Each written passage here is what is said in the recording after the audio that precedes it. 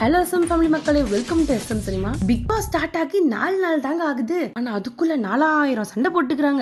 Sir ஐயோ இங்க பாருங்க சார், ஒரே பைத்தியங்களா இருக்கு சார். சார் என்னம்மா நீ நேத்து சிங்கிள் பசங்க ஷோக்கு கூவிட்டு இருந்த, திடீர்னு வந்து பிக் பாஸ் கூவிட்டு இருக்க அப்படின்னு தான் நினைக்கிறீங்க? கூவல் தான்டா முக்கியம், அதுவும் வித்தியாசமா கூவுறான்டா அவன். என்ன பண்றது, ட்ரெண்டுக்கு தகுந்தாப்புல நம்மளும் மாற வேண்டியதுதான். தமிழ் சிங்கிள் பசங்க ஷோல இன்ஸ்டால ட்ரெண்டா இருக்கிறவங்க எல்லாத்தையும் வச்சு ஷோ பண்ணாங்க. ஓ நீ அப்படி வரியா அப்படின்னு சொல்லிட்டு நம்ம விஜய் டிவில என்ன பண்ணாங்கன்னா, ஓ நீ அப்படி வரியா, நீ என்னடா புதுசா ஒரு ஷோ ஓபன் பண்ணி ஜோக்கர்ஸ கொண்டு வரது, நான் பிக் பாஸ்லயே ஜோக்கர்ஸ இறக்குவேன் அப்படின்னு சொல்லிட்டு நம்ம திவாகர், கலையரசன் இது போன்ற இணையதளத்துல ட்ரெண்டா இருக்கிறவங்க எல்லாத்தையும் இறக்குனாங்க. அதோட விளைவு அவங்களுக்கு கிடையாது, நமக்கு தான் பெரிய விளைவா இருக்கு. அத வேற ஞாபகப்படுத்திட்டீங்க. நெஞ்சமெல்லாம் பொண்ணு அறக்கு தம்பி, மறக்க முடியல. சேனல் டிஆர்பிக்கு பலனா ஒரே பஞ்சாயத்தா போயிட்டு இருக்குது ஒரு 4 நாளா. அது என்னென்ன பஞ்சாயத்து போயிட்டு இருக்குது அப்படின்னு பாக்குறப்போ சொல்லவே முடியாதுங்க. பரவாயில்ல, ஊருக்கு போங்க. இங்கேரியா என்ன ஏதாவது ஒரு பாசிட்டிவா பேசணும்னு பார்த்தா தர்தினியம் பிடிச்ச மாதிரி பேசிட்டு அந்த அளவுக்கு போயிட்டு இருக்குது. சரி வாங்க பொறுமையா ஒண்ணு பார்க்கலாம். சோ பிக் பாஸ்க்குள் நடந்த பஞ்சாயத்துகளை சுருக்கமாக பார்ப்பதுதான் நம்ம வீடியோவோட கதை சுருக்கம். பார்த்தரலாமா? அது எப்படி ஃபர்ஸ்ட் நாள்லயே எல்லாரும் சேர்ந்து ஃப்ரெண்ட்ஸ் ஆக முடியும்? கொஞ்சம் கொஞ்சம் போக போக பழகிறதுக்கு நேரம் வேணும் இல்லையா அப்படின்னு தான் நம்ம நினைச்சோம். ஆனா இவங்க ஃபர்ஸ்ட் நாளே சண்டையே போட்டுக்கிறாங்கப்பா. அது என்ன சண்டை அப்படின்னு பாக்குறப்போ, நம்மளோட வாட்டர்மெலன் ஸ்டார் திவாகர் இருக்காரு இல்லையா, அவருக்கும் நம்மளோட பிரவீன் ராஜுக்கும் தான் சண்டை வந்துருச்சு. அது என்ன அப்படின்னு பார்க்கும்போது, எல்லாரும் சும்மா இல்லாம நம்ம திவாகர் கிட்ட போயிட்டு, நீங்க வந்துட்டு டாக்டரா இருக்கீங்கல்ல, அப்படி பண்ணுவீங்களா இப்படி பண்ணுவீங்களா, அப்படின்னா என்ன இப்படின்னா என்னன்னு கேள்வி கேட்க அவருக்கு ட்ரிகர் ஆக உடனே அவரு வந்துட்டு வார்த்தையை விட ஆரம்பிக்கிறாரு. என்ன அப்படின்னு பார்த்தா, நான் பெரிய டாக்டர் லாலா உங்களுக்கு சொன்னா புரியாது அப்படின்னு சொல்ல, உடனே கெமி வந்துட்டு சொன்னா புரியாதா, எனக்கு எப்படி புரியாம போகும், எனக்கு தெரியாம இருக்கும், சொன்னா புரிஞ்சுக்குவேன் அப்படின்னு சொல்ல, இவர் திரும்ப நான் டாக்டர்னு சொல்ல எல்லாருமே சண்டை போட்டுக்கிட்டு முடிச்சிட்டாங்க. இந்த ஒரு சண்டையே எதுக்குடா போட்டீங்கன்னு நமக்கு தெரியல. என்னடா ரெஃப்ரி அவன் போய் சொல்றான், ரெஃப்ரி அவன் போய் சொல்றான், அது மிகவும் ஆபத்தான மிருகம். இத கூட ஒரு பெரிய சண்டை இருக்குது, வாங்க பாத்தரலாம். அது என்ன சண்டை அப்படின்னா, கொரட்டை விடுறதுக்கு சண்டை. கொரட்டை வந்து பிரச்சனையா பேசுறவங்க பிரச்சனையே வாழ்க்கையில் இல்லைன்னா இது ஒரு பிரச்சனையா பேசுவாங்க. வாழ்க்கையில வந்து பெரிய பிரச்சனை இல்லைன்னா இதெல்லாம் பிரச்சனை. நம்மளோட பிரவீன் ராஜுக்கும் அகைன் திவாகருக்குமே நீ கொரட்டை சவுண்ட் அதிகமா விடுறியா, நான் கொரட்டை சவுண்ட் அதிகமா விடுறேன் பாத்தரலாமா அப்படின்ற மாதிரி தான் இவங்க கொரட்டை விட்டு சண்டை போட்டுக்கிட்டாங்க. இதெல்லாம் ஒரு சண்டைன்னு பேசுறதா அப்படின்னு தான் இருக்குது. அவன் குடிக்க தண்ணி இல்ல, குளிக்க தண்ணி இல்ல, கேஸ் இல்ல, சோறு இல்லன்னு பாடுபட்டு இருக்கிறப்போ, நம்மளோட வியானாவும் பிரவீன் ராஜ் திடீர்னு ஒரு சண்டை போட்டுக்கிறாங்க. அதுல நம்ம வியானாவோட ரியாக்ஷன் இருக்கே, ஐயோ பிரவீன் ராஜ் இவங்க பேசிட்டு இருக்கிற சண்டைக்கு கண்டுக்கலையாமா, பேசுறத கேட்கலையாமா, நான் பேசினா நீங்க என்னதான் பாக்குறோம் அப்படின்னு சொல்லிட்டு நம்ம ஜெனிலியா லெவலுக்கு ஒரு ஆக்டிங்க போட்டிருப்பாங்க. ஜெனிலியாவை பாத்தரலாம், பட் ஜெனிலியா மாதிரி ட்ரை பண்ணாதீங்க அப்படின்னு தான் சொல்லணும். நான் கியூட்டா பண்றியா? கியூட்டா இல்ல.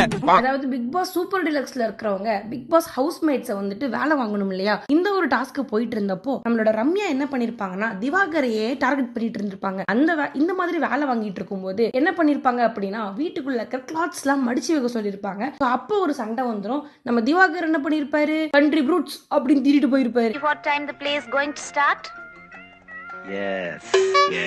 அதுக்கு மீனிங் தெரியாம கொஞ்ச நேரம் நம்ம ரம்யா குழம்ப, உடனே அரோரா கிட்ட மீனிங் கேட்டு தாம் தூம் தமக்கு தமக்குன்னு கத்த ஆரம்பிச்சிட்டாங்க. போயிட்டு நம்ம திவாகர் கிட்ட,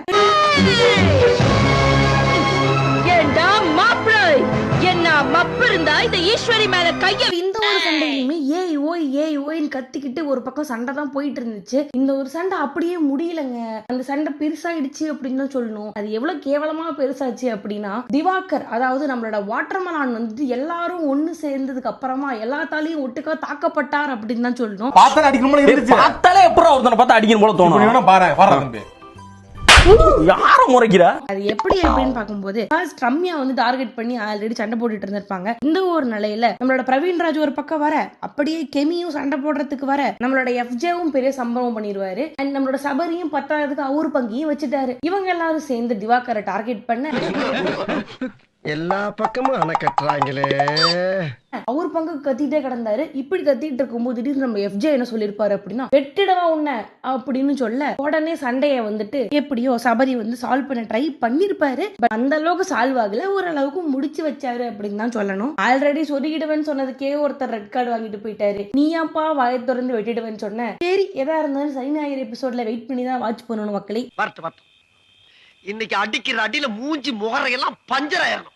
நீ பாக்குற இன்னைக்கு சகல என் அடிய பார்த்தது இல்லையா? வெயிட் பண்ணி வாட்ச் பண்ணலாம். அண்ட் இன்னொரு பக்கம் இதே வேலை வாங்குற சண்டை தாங்க. அதோட நம்மளோட பிக் பாஸ் சூப்பர் டீலக்ஸ்ல இருக்கிறவங்க நார்மல் பிக் பாஸ் ஹவுஸ்மேட்ஸை வேலை வாங்குவாங்க இல்லையா, இதுதான் உங்களுக்கு வேலை. ஆனா இந்த ஒரு ரூல்ஸையே யாரு படிச்சாங்க அப்படின்னா நம்மளோட விஜய் பார்வதி தான் இந்த ரூல்ஸையே தெளிவா படிச்சு வீட்டுல இருக்கிற எல்லாத்துக்கும் சொல்லியிருப்பாங்க. ஆனா அவங்களே ரூல்ஸை மீறுவாங்கன்னு நினைச்சு கூட பாக்கல. ஏன் அப்படின்னு பாக்குறப்போ சுபிக்ஷா வேலை வச்சிருப்பாங்க நம்மளோட விஜய் பார்வதிக்கு, கூட்டுறது பெருக்கிறது இந்த மாதிரி வேலை எல்லாம் வச்சிருக்கிறப்போ நம்மளோட விஜய் பார்வதி என்ன பண்ணிருப்பாங்க அப்படின்னா, வேலை சொல்றது மட்டும்தான் உன் வேலை, அதை எப்படி பண்ணுங்கிறது என் வேலை, வேலை தான் நடக்கணும், எப்படி வேணாலும் நான் பண்ணுவேன், காலில் பண்ணுவேன் கையில வேலை பண்ணுவேன், என்ன வேணா நான் பண்ணுவேன், நீ அமைதியா போனி இவங்களை சொல்ல சொல்லு பெரிய லம்பாடி பொம்பளையா இருப்பா. அதுக்கப்புறமா திரும்பவும் சுபிக்ஷா இப்படிலாம் பண்ணக்கூடாதுன்னு சொல்லும் போது, இந்த பாருமா இப்படிலாம் என்கிட்ட பேசாத, நான் வேலை செய்ய மாட்டேன்னு கிளம்பிட்டாங்க. என்னப்பா ரூல்ஸை படிச்சவங்களே ரூல்ஸை பிரேக் பண்றீங்களே அப்படின்ற மாதிரி தான் இருக்கு பாக்குறவங்களுக்கு. கொஞ்சம் தலைமைக்கு கட்டுப்பட்டு அப்படியே இருக்குன்னு இருக்கிறோம்.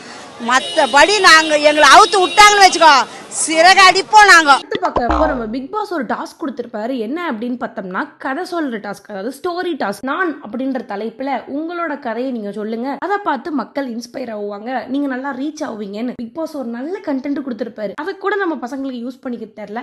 அந்த ஒரு வகையில நம்ம திவாகர் என்ன பண்ணிருப்பாருன்னா, எடுத்த உடனே நான் இந்த மாதிரி யூடியூபர்லாம் கிடையாதுங்க அப்படின்னு ஒரு மாதிரி இலக்காரமா பேச, அங்க இருக்கிற யூடியூபர்ஸ் எல்லாம் பொங்கி பொங்கி ஏல அங்க ஒரு சண்டை வந்துருச்சு அப்படின்னு சொல்லணும். சோறு திங்கிறியா இல்ல பியல் திங்கிற? இதுல நம்மளோட விக்கல்ஸ் விக்ரம் அவருக்கும் திவாகருக்குமே நல்ல ஒரு பெரிய சண்டை வந்துருச்சு. இன்னும் நிறைய பேர் பாஞ்சுக்கிட்டு வந்தாங்க. இது ஒரு சண்டையா முடிஞ்சது அப்படின்னு தான் சொல்லணும். டே 1ல இருந்து டே 2க்கு இவ்வளவு சண்டை வந்துருச்சு. அடுத்து டே 3ல பார்த்தோம்னா சண்டை போடுறதுக்கு கண்டென்ட் இல்லையாட்டிங்குது, இருக்கிற கண்டென்ட்டை வச்சே சண்டை போடுறாங்க. என்ன அப்படின்னு பாக்குறப்போ நம்மளோட சுபிக்ஷாவும் விஜய் பார்வதியும் திரும்பவும் சரி ஓகே சும்மா கேமை இன்ட்ரெஸ்டிங்கா விளையாடுறது தான் நான் அப்படி உங்ககிட்ட பேசினேன், நான் இப்படி உங்ககிட்ட பேசினேன், அதர் தன் நம்மளாம் ஃப்ரெண்ட்ஸ் அப்படின்னு சொல்லிட்டு பேசுனாங்க. என்னடா இது இப்படி பேசுறீங்களே அப்படின்னு பாக்குறப்போ அதுதான் கிடையாது. திரும்பவும் அங்க ஒரு சண்டை, சாரி கேட்க போன கான்வர்சேஷன் திரும்பவும் சண்டையா மாறுது. நீ என்ன சொல்ற நான் என்ன சொல்ற அப்படின்னு சொல்லிட்டு அதுக்கப்புறமா விஜய் பார்வதி போய் பின்னாடி பேசுறாங்க. சுபிக்ஷாலாம் வந்துட்டு என்னைய வச்சு என் வேர்ட்ஸை வச்சு என்ன லாக் பண்றா, ஐயோ பெரிய ஆளு, வயசுதான் கம்மி அப்படி இப்படின்ட்டு கொஞ்சம் காசிப்ஸ் அதிகமா இருக்கு அப்படின்னு தான் சொல்லணும்.